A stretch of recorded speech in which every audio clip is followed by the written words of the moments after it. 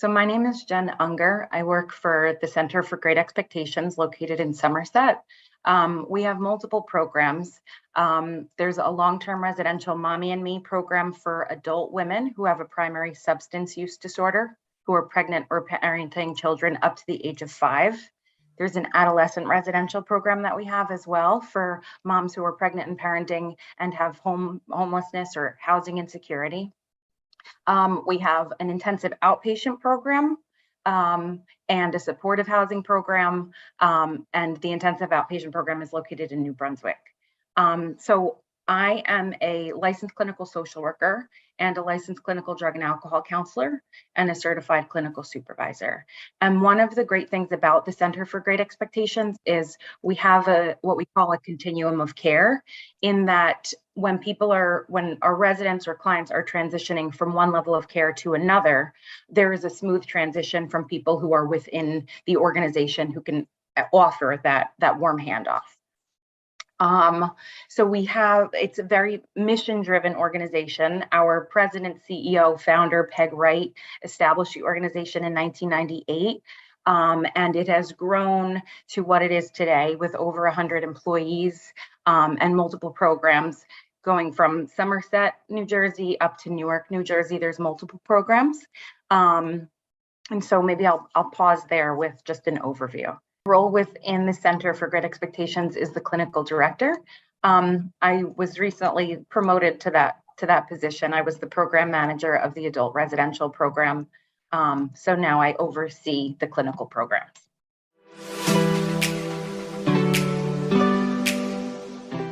Jen, do you want to come back and talk a little bit more about the specifics of your role? Absolutely, thank you. So at the Center for Great Expectations, we talk about a holistic trauma-informed approach. There was a study called the ACE study, which is Adverse Childhood Experiences. And it was a 10-question study at back when it was created in the late 90s. And it speaks about these different things: neglect, it could be divorce, abuse, traumas that happen to people. And the higher the ACE score, the higher the severity of a range of different things that can happen. Mental health diagnoses, diabetes, physical health conditions, obesity, all a range of different things that can happen based on what has happened to you before the age of 18. So we use the ACE score and the ACE study and educate our clients about that and how trauma impacts the body today, even if it happened many, many years ago. And when you come into the Center for Great Expectations, it's a felt sense of cohesion, of safety. There's like a breath of air that you can breathe. Many times our clients are coming to us after being in multiple treatment centers. And, I could just quote somebody saying like, someone looked at my chart and just considers me a crazy crackhead, right? And so when I walk in here, I feel seen, I feel looked in the eye. Somebody is looking at me and seeing me as who I am. I have a name, I have a child, I have a purpose. And our team and our staff do that. There's supervision, there's support, there's guidance, because this work it's hard, it's rough. There's a lot that can come at you emotionally. And so just being a supportive, cohesive team really is this kind of parallel process for the clients watch us of how we interact with each other. Then the clients learn healthier relational patterns of interaction, and then the children are watching their parents. So it's this beautiful parallel process of rupture and repair in relational work that we do. And the typical length of stay is about 6 to 9 months. So it's practice and mess it up, and practice and mess it up. And our team and our staff really come together to work with them through the struggles that they're managing. Sometimes they have family involvement, other times they're more isolated.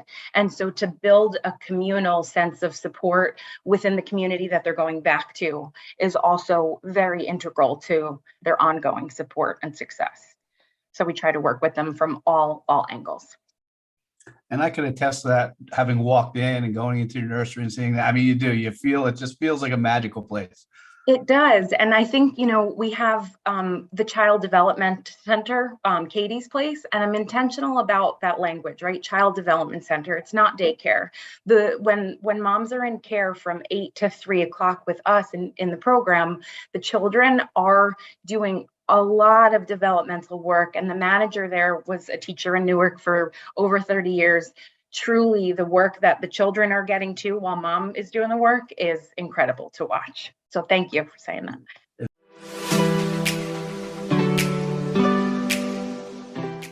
Was there anything else that you wanted to comment on based on what others had mentioned, or if there's something else that you wanted to touch on in your particular role as it addresses? Sure. I'm just really feeling the cohesion of all of the work that each of us do. It is mind, body, spirit in helping a wounded person heal. And we talk about wounded healers in social work, how we show up all in this work for different reasons, but we show up all in this work.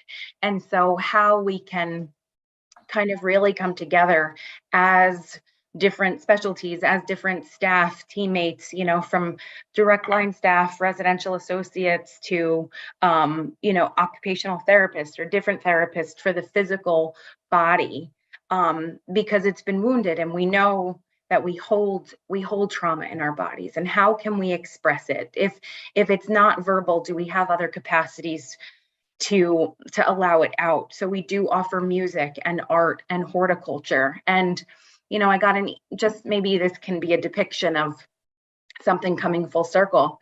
There was a resident in our program who she had her son with us, and in horticulture they had planted some plants, and there was a basil leaf that she made, and she sent me a picture of pesto. This is maybe 6 months after she left the program, and she had made pesto for her and her son's dinner that night that she learned how to do in the horticulture group while in our program prior. So just to be able to feed and nourish emotionally, physically, I think is just something that is able to come so full circle.